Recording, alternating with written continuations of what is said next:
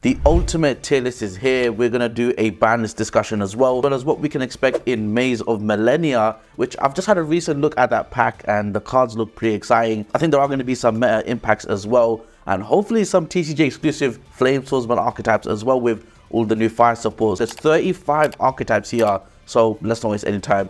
Let's get straight into it. First one, let's talk about our categories. We have the ban list waiting room, which I think says enough. We have most likely topping, which again I think makes sense with what we'll see in there. Maybe decks like Dragon Link will make sense in that category. Regional Bully, one will top. Now I'm putting decks like Chimera in here. They're great at regionals. You can't go wrong with them. And then people who really like an archetype, despite how not good they are, they're still going to play them because they really believe in them. Things like Dark World, in my opinion, will go in this category. And then people who enjoy pain. Some decks on here, RIP, Math Mech, Circular. So let's start off with Exorcist ST, which, post Banlist, most if not all decks in the game will have graveyard interaction, and a non-targeting banish is really, really powerful, and a going for a strategy that sets up multiple banishes. But I am going to put this in the Regional Bully one will top, because I just don't think this is the kind of deck we're going to see at YCS. And I think it's going to be really extremely difficult for someone to do well with it. But from what we've seen in recent tournaments, Exorcist has not popped up. Even with the popular tournament strategy, is now kind of dead, I want to say. You could really say it goes into the really laxest archetype section, and maybe in the video I'll change it, but for now that's where it goes. Centurion, I mean, this deck is most likely topping. Potentially a banlist waiting room deck because of Calamity, which we saw in the OCG banlist not too many days ago. So, I wonder what kind of implication that would have if we had that hit to the deck. But for now, we still have the Calamity lock. And of course, Calamity does stop things on the field. So for that reason, I think this deck is likely to be one of the best decks. And the fact that it has so much use for non-engine, but still finds that one card combo. We are getting new support in Phantom Nightmare. This did really well at the YCS as well, which is really fun, really exciting to see. A great deck if you just want to pick up something that looks really cool, original playstyle, really simple, continuous trap turning into monsters you haven't seen as much before. If you saw that super heavy Samurai engine built into the deck, and that just takes it to a whole nother level. And even I'm interested in playing this deck as well. Chimera, I really want to put this in the Regional Bully section. And I think a lot of people are rating this a little bit higher than I personally think. A bit of a controversial take here. This goes in the Regional Bully section. This is the deck that you see ever at regionals. It's a semi, friendly, budget-friendly deck. And for that reason, you see a lot of it at these events. It's a very extremely easy one-card combo deck. It has, again, similar styles to Centurion, where you can run mini hand trap. You could say this is a mix of Brandid, but I think Chimera has enough cards to be a deck of its own. With the new illusion card in Maze of Millennia, I wonder if this card will actually be really good and played a lot of. It's a quick play spell. It can steal opponent's monsters. Dark World, I mean, this is this is a mix between enjoys pain if the opponent draws shift or drone, or really laxes archetype, but it's going in the really laxes archetype. I think everyone can agree with me. I mean, I'm not gonna lie, if this deck goes first, it can FTK you. I mean, it's FTK'd me with the silver handlock through 2 interruptions, and this deck immediately earned this respect. I played it in regionals. It's a really tough deck if you don't see the right cards. It punishes players for not seeing the right things to stop them. But with Beastials around as well, Beastials, Joshua Schmidt won the YCS with Runic Beastial Synchro. It's another thing that's going to hurt this deck. Banishing Grapha, banishing Silver. So if you really like this archetype, I can see you running this deck, and you wouldn't care less about anyone else's opinion. Princess is a cool one. I mean, guys, have you seen that spell draw card? Banish all monsters you control, minimum 2, draw 3 cards, and you're locked into Cybers. So for decks that care about Cybers, is a deck that really, really likes, drawing many hand traps because of the one card combo. I think Princess has a place after Maze of Millennia, which releases fairly shortly as well. But I don't think it deserves a category or a spot with the other Centurion, Dragon Link style decks. So I'm going to put it in the Regional Bully, but I would love to be proven wrong. And I think it would be really cool to see a water deck take the top spot in a fire dominant meta. I think that'd be really fun. And of course, with Cybers, they have access code climbs. They have this crazy water lock. Moving on is Infernoble. RIP is Soul Day. But from what I've seen, people like Pack TCG, other players as well, this deck clearly has a way to keep playing and can still make the full board without that card. I believe some of it does get hurt. And correct me if I'm wrong, the Appaloosa before the full combo does get hurt quite a lot without a Soul Day. This deck can also transform into other things with the Snake Eye package, with Populous in the Phantom Nightmare pack. So I'm going to put this in the most likely topping. I don't think it's the best combo deck in the game. I'm going to give that to Manadium. You could say that's a bias. This is a Manadium channel, and it's just a matter of the people who are still playing it now. Are they dropping the deck for something else, or do they really enjoy the archetype that the way they're going to keep it? So there's a higher likely chance of it topping. But the more I think about it, in the recent YCS pack was the only person who topped with it. For that reason, I'm going to put it in the Regional Bully 1 will top section. You know, it's not likely that it will top, but it does have a really high chance with that 1 or 2 players. Vanadium straight to the most likely topping section. Could even edge its way into the Banlist waiting room section because of certain strategies in the deck. And the Scarecrow package is really, really powerful. I don't think anything is ban worthy, but I can see some things being semi-limited, even limited if the deck takes off in the next format or the format after that. And so this deck is kind of a dark horse, and I can definitely see it topping multiple times. You've seen it with the popular Trift strategy where he plays like 1,000,000 starters for the 1-card combo. I don't know if Anti-Spell might get more popular to take it out, if Virus might get more popular. If it does, this deck will drop because it does use a lot of spell cards. You know, the Dear Buster package, I've been testing that myself. I've been trying a Synchron build that still ends on like 3-4 negate, 3 boss monsters after Drron and Lockbird. And so the other thought is, Drron Lockbird, will it be popular enough where people will main deck it still and take this deck down, or will Vanadium players finally adapt and learn to play without Drron Lockbird? Play past Super Poly, which, I mean, quick shout out, there's a video on my channel where I talk about that, using cards that beat Drron Lockbird and beat Super Poly and Typhon and Kaijus. I'll put that on the screen here, definitely go check that out. So yeah, that is where Vanadium is going most likely. RIP Dryas, RIP Sunvine Healer. But I'm going to be honest guys, I think this deck is still really powerful. It still has the 1-card combo, and most often than not, that Rika Concon, you know, Rika Sheik combo is nasty. It's got the best removal in the game of Yu-Gi-Oh! Period. I don't think anything else is better than it, because you cannot respond to it because it's cost to tribute, and I think that just says enough. You know, you can tribute Exploring Noirs, which I believe is unaffected by activate effects. This is a cost. Those are 2 different things. No more questions asked. This deck is definitely a regional bully, and definitely not 1 will top in a YCS. I can definitely see that. I mean, you had Sunseed just, you know, do really well with this deck, and you know, they have been hit quite I would say badly, but at the same time, everything still remains the same. The question of whether or not they will be able to adapt to this crazy labyrinth meta we're going to see with the Fire Kings, with the layer disruption, we'll have to wait and see. Okay, Synchron is a really fun archetype to evaluate because it has so many good things going right for it. We had the new Axel support, the On Your Mark spell card, the Searcher, summoning a junk speeder that cannot be interrupted is amazing. So this is a really cool archetype, and you know, people who really like this archetype will continue playing it. I don't think it's in Regional Bully. I don't think it's a deck you see a lot of. I don't think it's a deck that people are necessarily scared of. Unfortunately, there's a lot of counters to the deck. It's almost like a nerfed Vanadium. It has the Crimson Lock, the Calamity Lock. It can do anything under the sun with synchros, and we're getting this Ib coming back into the game, and I wonder, with Ib coming back, is it going to make the deck broken? Is it going to turn into a Paul Synchro deck? So for that reason, I'm going to put it in the really lax archetype, and I think players would agree with me. You know, maybe 1 will top, we'll have to wait and see. I have a video covering this deck, which did not really get hit by the ban list, on the channel, so you can definitely go check that out, where a player got first place at an OTS with a lot of competitive players, where he used Ogdoadic, Snake Eye, and the Evoltile strategy with Alien, Pollutant Virus for a really broken lock. And I think for that reason, the deck seems actually, you know, it seems complicated at first, but when I dug into it, it doesn't seem that hard to pilot, especially because the Link 3, you know, the combo to make it with the new spell card, which brings out tokens to every single monster zone, you know, gives you that easy Link 3 climb, which searches the trap card. So for that reason, I'm going to put it in the really lax archetype section. I think this deck is one of the most underrated decks in the game of Yu-Gi-Oh! Right now. People underestimate it. They think it's just a boring chaos deck, but it really isn't, guys. There's a lot of layers to the reptiles now. Maybe post Maze of Millennia with Pyro Searching, maybe post Phantom Nightmare with the, you know, bigger Snake Eye engine is what's going to push this deck to, you know, that regional bully section. I could even see this most likely topping, just because of how resilient the deck is with the, you know, World Chalice stuff. You now have a level 3, rank 3 combo that can go into all the World Chalice cards with the Ib, and it's really, really strong because, of course, the level 3 Psychic monster, and you play a level 3 deck, free access deck, you know, is a level 3 Psychic, it's a World Chalice, it's a normal type, it can turn into a tuner, which is really cool. I mean, this is combined with Horus, let's not forget that, and Horus is one of the most dominant strategies at the moment. Very defensive, very offensive as well. It's really annoying to deal with the sarcophagus after trying to deal with their board, and sometimes you don't have that one more disruption to take it out. Maybe it's an SP, but if you don't get to find that SP, it's really difficult.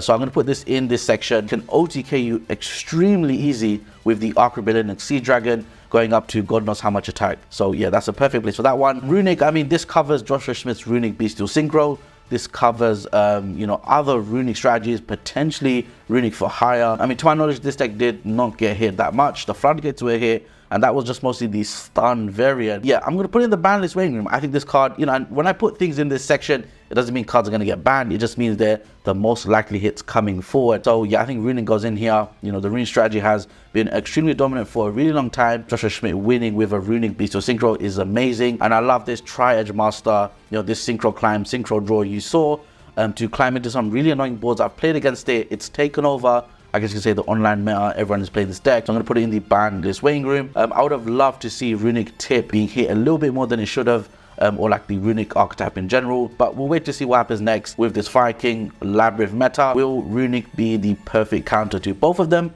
We'll have to wait and see. Speaking of Fire King, this is going to be most likely topping. You could even say one of the best decks in the game post Maze of Millennia because of Bonfire. And then after Phantom Nightmare, there we go. You know, in the OCG we had Labyrinth and Viking as the two best decks in the game, and I think it's going to soon happen for this one.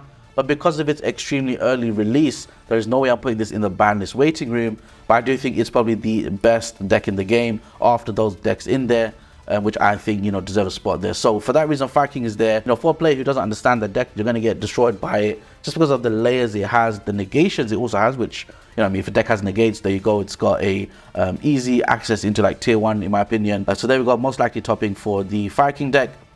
I mean, this one, it's tough to say.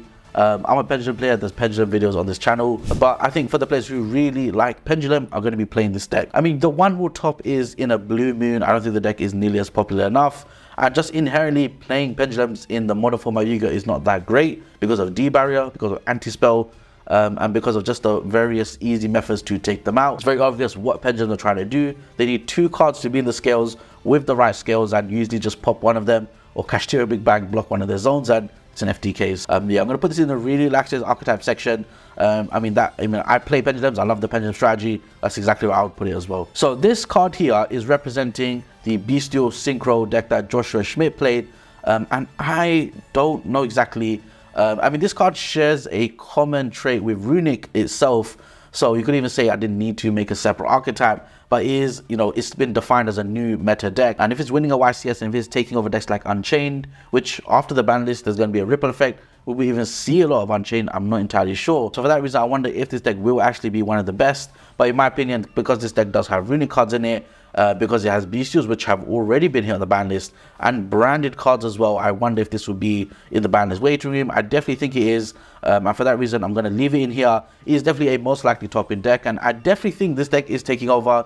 I mean, if you go on websites like Card Market, you can see what is the most bought things, and you know, clearly there's a trend with all the cards that Joshua Schmidt used to win YCS. So yeah, that is definitely going to go in there. Fluenderies is, I have to say, I think this deck will actually go into a regional bully section, which it definitely holds that status, in my opinion. It's the one deck you see in regionals that, you know, sometimes you are just going to lose to because of that crazy strategy that they don't really care about what everyone else does, as long as they can do their game plan. Featherstorm is broken, one of the best cards in Yu-Gi-Oh! Then you have the standard flu strategy, which is really strong.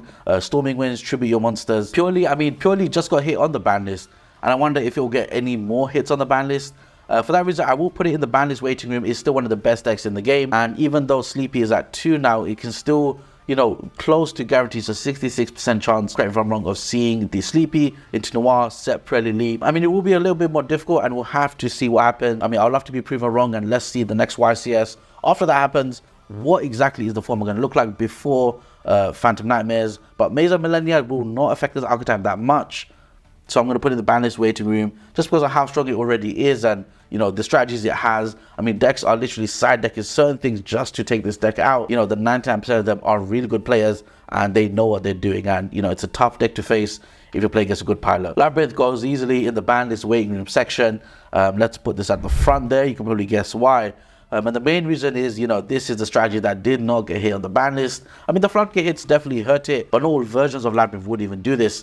So for that reason, it's definitely going in the ban list waiting room, and it has some really broken applications post Maze of Millennia with Transaction Rollback, and players are already starting to figure out ways to counter this, like if Gravekeeper's Inscription, Dimension Shifter, just ways so they can't profit off the graveyard. Do a turn 0 virus lock, turn 0 labyrinth full combo, which in, you know, translation just means before anything is being done, before they can even have their own turn, they're still doing a lot of stuff. It's just like Treadlement was back in the days at full power, and it's not fun to play against, and I think it's just going to induce a lot of toxic cards in the game like Virus, which a lot of players are saying should have been banned. You know, you got other cards as well like the Labyrinth strategy itself, bouncing cards, destroying cards in the hand ripping people. So many things going around for the Labyrinth strategy, and you can see that with the upward trends of Chaos Angel, as Labyrinth players will run 2 to 3 of this. With the Fiend Lock, Typhon is also getting popular as a 2 of. We're already seeing market trends happen for a deck that does not also seem to care about what other decks do, as long as it gets to play its strategy, which 9 times out of 10 will be able to because of cards like Transaction Rollback, which can copy effects in the graveyard. Yeah, this deck is going to take off once Maze of Millennia hits, and maybe the best deck in the game. It's hard to evaluate the IB World Chalice deck, and I've seen it actually being played, and from what I can see, it's a good stuff pile synchro link deck with a potential sprite engine added in, with dragons added in because of the World Legacy God Dragon. But I don't think it's going to be a most likely top-end deck, and potentially outdated as well. But with World Legacy Chalice, especially in 2 monsters from the deck, I think that is reason enough for why I think this deck is actually going to be a meta threat if people get to master how to play it, as it's nowhere near optimized, and right now people are just playing a single player combo game with this deck. For some reason, Drron popped up a lot in my YCS experience, and I don't know if it was just me, but the deck seems to be really good. On paper, it loses to the same things as other combo decks, so I was really curious why it's not being performing as well. But of course, the YCS changed my mind. For that reason, I will put it in the one will top section. Or the Real Axis Archetype section. You know what, I'm going to backtrack what I said. I'm going to put it in the Real Axis Archetype section. I think players who play this have just simply mastered the deck, played it in its glory days, and have since then adapted it to be played like a main phase 1 turn skip deck, which is, you know, very, very broken. I mean, Ben 10 is a problem, guys. Let's be honest. If Ben 10 got hit, this deck would not be where it is now. It's a niche, fun, hyper combo deck that does some pretty cool stuff. Orus is another deck that has a similar strategy as the IB deck. And for that reason, I'm going to put it in the same category, just because it is going to be some fun pile Orus deck. Orus is a really popular archetype. It's not going to be a most likely topping. I think the Beastial strategy is way too popular, thanks to people like Josh Schmidt winning the YCS. And for that reason, you're going to see a lot more Beastials. If you see a lot more Beastials, the Orus strategy will die down. And remember, Harp Horror is at 1. It's not at 3, so it's going to be easily countered. I mean, sure, the deck can recursion through the banish pile, but I don't think it's good enough that way it's going to be most likely topping. I mean, it doesn't hold a candle to the decks in that category for now. So for that reason, it is going here. I would love to be proven wrong. What I would love to see is a regional in the next few weeks where this deck absolutely dominates. I'm just curious to see what people are cooking up in the lab. If it's going to be Beastial Orus, World Chalice, World Legacy Orus, good stuff, Mech Knight Orus, I would love to see. And this card itself is amazing. It's going up in price, and there's a reason why people love the Orus strategy. Next up is Heroes, which is actually very powerful, but doesn't end on negates, does die to Nibiru really easily. I think it's just a deck that people are kidding themselves with. It's really harsh to say, but I mean, with the fact that I've seen Heroes run Summon Limit just to floodgate people to win, makes me want to put this in the really like this archetype section. I would love to be proven wrong, but I do think as well with the rivalry hit to 1, like that was one of their go-to strategies post-siding is rivalry, and now they can't do that. It's limited, it's hard to find that one of. Correct me if I'm wrong in the comments. I know Heroes is a very popular deck, and we do have hero content on the channel, and if you want to see an updated hero video to prove me wrong, let me know in the comments down below. But yeah, I'm going to put in the really lax archetype section. The Plasma Lock is great, Angel Lock is great, but some decks are not reliant on spells as much anymore. You could argue that's not true with Runic, but with decks like Labyrinth, it's going to destroy the hero strategy. Maybe not though. I'd love to be proven wrong, and Hero has been known to adapt to the meta every time, so it's just a matter of time maybe to see what will pop up. Conductor is a cool one, and I feel like this deck, I mean, just knowing this deck from when it first came out, I don't see why it shouldn't be a most likely topping archetype, but there's no way I'm going to put it there, and there's no way I can put it in the regional bully section.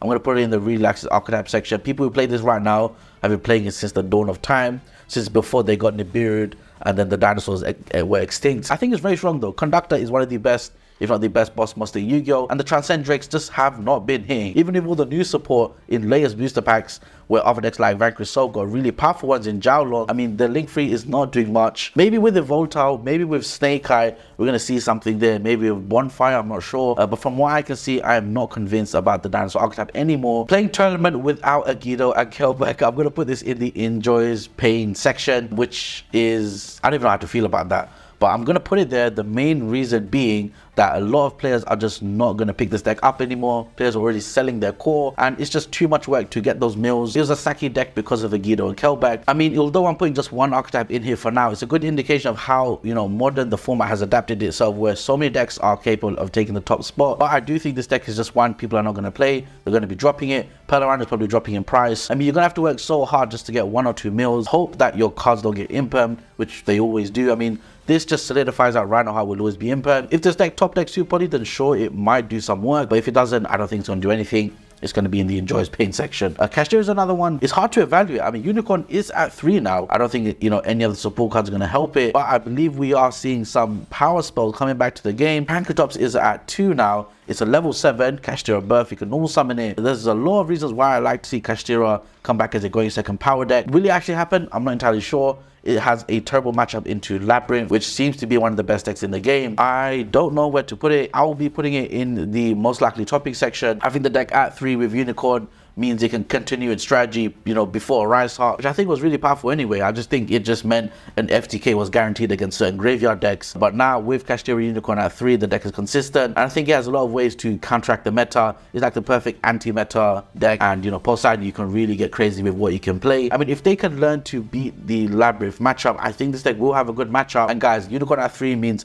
a higher chance of the extra deck being ripped. No one is respecting Diablosis because he's banned. Maybe there's something there for Unicorn to annoy the heck out of players. I was testing a Kashtira Vanadium deck at YCS Bologna. Don't ask me how I got there, that's just what happened. But I was using Unicorn, and it was amazing to rip out Zeus's, the one of purely Exceed monsters they play. I think Unicorn has a good spot in the meta with the rest of the Kashtira guys. Fenrir is at full power. Yeah, a lot of things going around for the Kashtiras right now. We'll never get a Rise Heart back. I think Brandid goes in the most likely topping section. Because of Give Me a Puppet, I want to put it in the Banlist waiting room. But I think it's a deck that done really well in the past. Doesn't seem to win YCSs. I don't understand why, but they do really well outside of that in every other aspect, and the deck has now shaped itself into a Beastial Runic Synchro deck with, you know, the level 4 tuners. It's a really cool deck, and there's a lot of stepping stones to it. It's quite nuanced as well. I don't think it's a basic deck like we used to think. It needs to win a YCS, in my opinion, for me to see it go into the higher category. Soul is strange, but it's definitely like that regional bully section, the one will top section. To run a basic synchro lineup, it can be easily countered.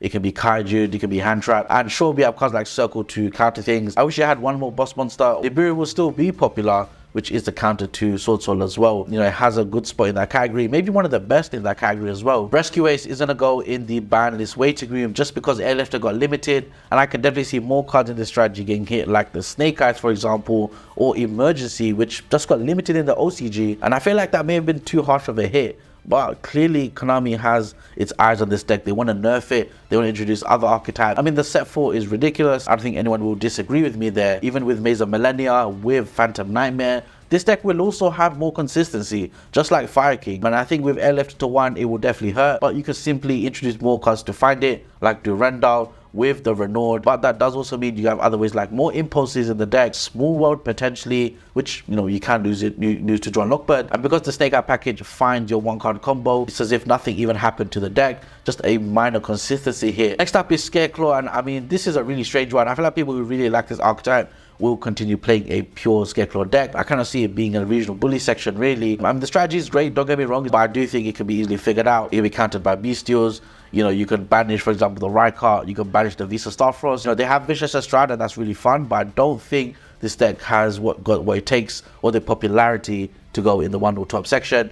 So I'm going to put it in the really laxest archetype for now. I mean, I'm a Scarecrow player, it's one of my favorite decks, but I think this is a fair, like, summary for the deck. Sprite Starter at 3 is actually quite concerning. I feel like this might push the Sprite strategy all the way to the top now. And I wonder if you guys agree with me. Let me know in the comments. You know, will we see Fur High Runic Sprite come back again and do a 3P? It's been around for a long time now. Very interesting to see. Honestly, I did not expect Sprite Starter to come back to 3. You can now search it with Jet, which is great. Keep that advantage going and have a great grind game. Sky Strike, I'm going to put in the Enjoys Pain section.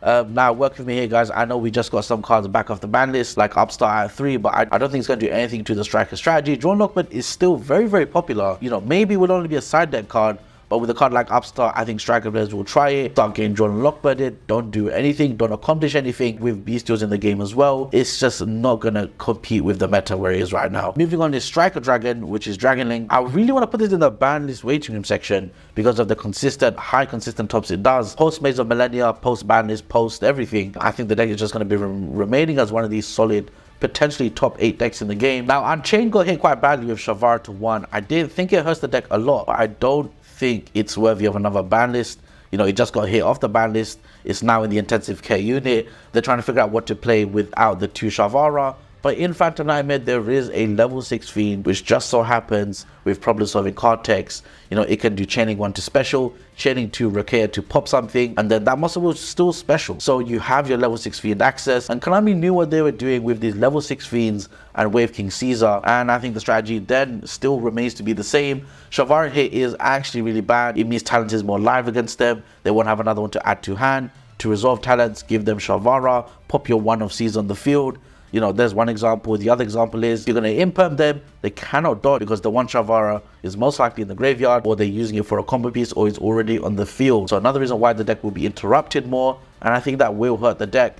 And potentially we can see it drop down to a regional bully section until Phantom Nightmare. When we get that 1 Fiend card, which may solve the problems, we'll have to wait and see. Vanquish Soul is a really fun one to evaluate again, but I'm going to put it in the most likely topic section. It has a lot of things going right for it. I feel like Vanquish Soul is just this solid, good stuff, defensive mid-range deck, which has no problems playing cards that already exist, like Kashtira Fenwick, Kashtira Rise Heart, get the Earth Synergy, Gold Spell, which is even more stronger against Wanted, against Labyrinth, against Brandid, Sanctifier to special from the graveyard. So there's things that already the deck played, which are now even stronger. Then you also have the fact that nothing was hit on this deck, and I don't think anything will be for a long time. If you can get the combo to be pulled off, you're going to have fun playing that Rock Vanquisher, special burn, special pop, you know, a lot of interactions. With the trap card that Jiao Long can search as well. I feel like a better evaluation for this deck is the one with top section, but it's going to top in a YCS in a top 16 or a top 4. I think that's the level this deck has at the moment. And it's a very skillful deck to play. It's really hard to play actually. And I think the players who can do it well are going to perform really well with it. I think it definitely does share a spot with these other archetypes. And last but not least, we have Mechanco, which I'm going to put in the Enjoys Pain section. I'd love to be proven wrong if this archetype is actually still good, but with its Soul Day ban, not being able to send your 4 equipped spells to the graveyard, which all of them have great graveyard effects as well, I wonder if this will mean the death of Mechanco. You know, will it just become a going second Kaiju OTK deck with Gen and Ken still? I don't know. I mean, your Soul Day really crippled this deck, and I thought a lot of things were going right for it. But it just so happens that Konami had other plans in mind. Maybe they still play the Diablo Star package to make up for it, I'm not sure. But from what I can see, I don't think the deck is going to do really well. I don't have much faith. You know, you might be able to get away with quite a few things with this archetype still going as a going second deck. I think a lot of the decks in the game, if you let them go first, it's a bit too risky, and it's likely you might not actually be able to find that OTK so you can beat them. So for that reason, it goes in the Enjoys Pain section. And that has been my meta tier list, guys. We've just discussed Maze of Millennia. We've covered the ban list, what the implications are, as well as, you know, what we can expect in Phantom Nightmare. I feel like some of these things are probably a little bit controversial, but I'd love to hear your takes on them in the comments down below. These are 35 of the most represented decks in the Yu-Gi-Oh game right now, and I want to see what changes after the next few regionals, OTSs, YCSs as well. I believe there's a few coming up. And of course, Maze of Millennia comes out in a few weeks. Bonfire is going to be crazy. I really want to see this TCG exclusive Flame Swordsman archetype. Let's see what Konami does with that as well. Vice Sport is clearly the trend right now. And with that being said, I'll catch you guys in the next one. Peace.